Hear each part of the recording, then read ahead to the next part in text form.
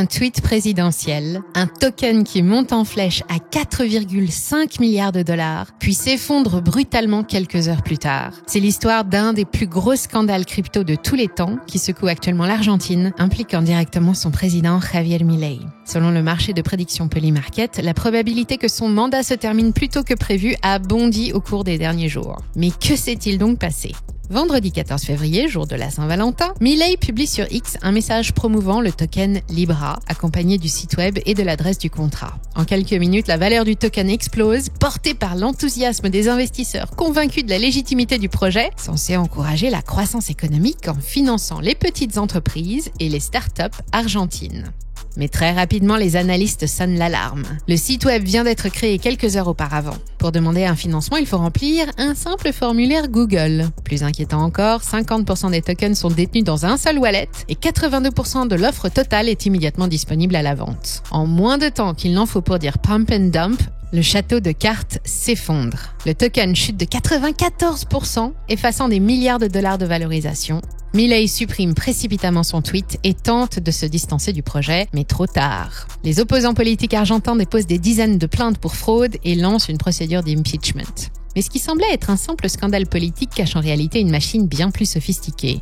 Les analyses on-chain révèlent rapidement que les wallets liés à l'équipe Libra ont extrait plus de 17 millions de dollars pendant l'opération. Plus troublant encore, ces mêmes wallets sont connectés à d'autres lancements récents et controversés, notamment ceux des tokens Melania et Trump. Cette affaire ne serait donc que la partie émergée d'un iceberg d'arnaques coordonnées impliquant un réseau d'acteurs bien organisés qui répètent le même schéma d'une crypto à l'autre. Une histoire qui nous plonge dans les coulisses les plus sombres du monde des meme coins où s'entremêlent manipulation de marché, profit démesuré et exploitation systématique des investisseurs particuliers. Et ce n'est que le début de cette histoire stupéfiante. Juste avant d'ouvrir la boîte de Pandore, nous tenions à vous inviter à souscrire à notre newsletter. Chaque semaine, nous sélectionnons pour vous les actualités les plus importantes et nous vous proposons une analyse pour vous aider à mieux comprendre les tenants et les aboutissants des marchés. La newsletter est 100% gratuite et arrive dans votre inbox chaque jeudi matin, alors abonnez-vous, le lien est en description.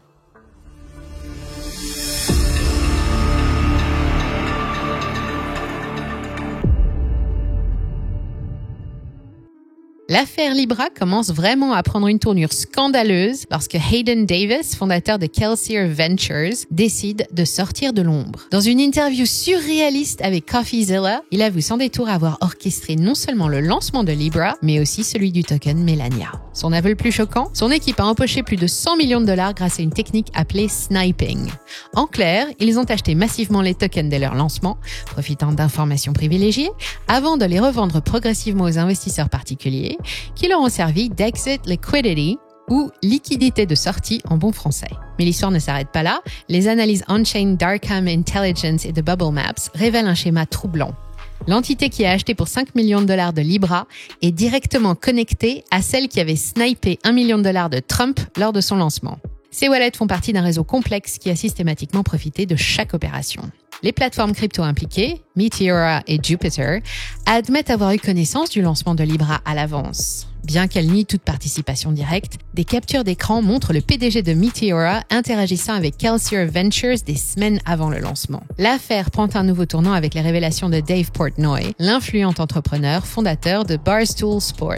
Il dévoile avoir reçu une offre de 6 millions de dollars de tokens à condition de promouvoir le projet sans divulguer cette information, une pratique apparemment courante. Après avoir refusé cet arrangement douteux, il a tout de même perdu 5 millions dans l'opération, avant d'être mystérieusement remboursé par Davis lui-même. Ces remboursements sélectifs soulèvent une question cruciale. Combien d'autres influenceurs ont été impliqués ? Une liste circule mentionnant plusieurs personnalités crypto connues qui auraient reçu des allocations secrètes de tokens. Le bilan est édifiant. Sur la blockchain Solana, où ces arnaques se sont multipliées, entre 3,6 et 6,6 milliards de dollars ont été extraits des investisseurs particuliers via ces meme coins manipulés. L'argent a disparu dans des comptes offshore, convertis en yachts et jets privés pour les organisateurs. Davis justifie ces pratiques avec un cynisme déconcertant. Il y a toujours un avantage injuste. Les gens qui se plaignent sont ceux qui ne sont pas des insiders. Une vision qui révèle la nature profondément prédatrice de ce marché des meme coins. Et pendant ce temps, l'écosystème Solana, théâtre principal de ces manipulations, en paye le prix fort avec une chute de 10% de sa valeur, tandis que de nombreux projets DeFi et tokens liés à l'IA ont chuté de 20 à 40%. L'onde de choc du scandale Libra continue de se propager bien au-delà des frontières de l'Argentine et du secteur crypto. Pour Javier Milei, les conséquences sont immédiates. Son administration fait face à des dizaines de poursuites judiciaires, tandis que l'opposition pousse pour une procédure d'impeachment. Sa crédibilité, construite sur une image de réformateur économique, est sérieusement entachée. La bourse argentine a chuté de plus de 5% dans la foulée de cette affaire et le peso a perdu 2% face au dollar sur le marché parallèle. Même si peu d'Argentins ont été directement touchés, la chambre FinTech du pays indique que la plupart des acheteurs venaient des États-Unis et d'Asie. Le mal est fait. Un projet qui prétendait soutenir le développement économique du pays s'est révélé être une arnaque pure et simple. Ce scandale nuit fortement à la crédibilité du secteur crypto et met en lumière un système d'exploitation systématique qui gangrène le marché des crypto-monnaies. Les meme coins ne sont plus de simples blagues comme l'était initialement Dogecoin, mais des opérations hautement coordonnées visant à exploiter la notoriété de personnalités politiques. L'impact sur l'écosystème crypto est déjà visible. Solana, la blockchain qui hébergeait Libra, a vu sa valeur chuter de 10%, tandis que ses concurrents Ethereum et BNB en profitent pour gagner du terrain. C'est tout un modèle économique basé sur les meme coins qui est remis en question. Les plateformes décentralisées comme Meteora et Jupiter, qui ont facilité ces manipulations, font face à des questions embarrassantes sur leur rôle et leurs responsabilités. Comment ont-elles pu permettre de telles pratiques ?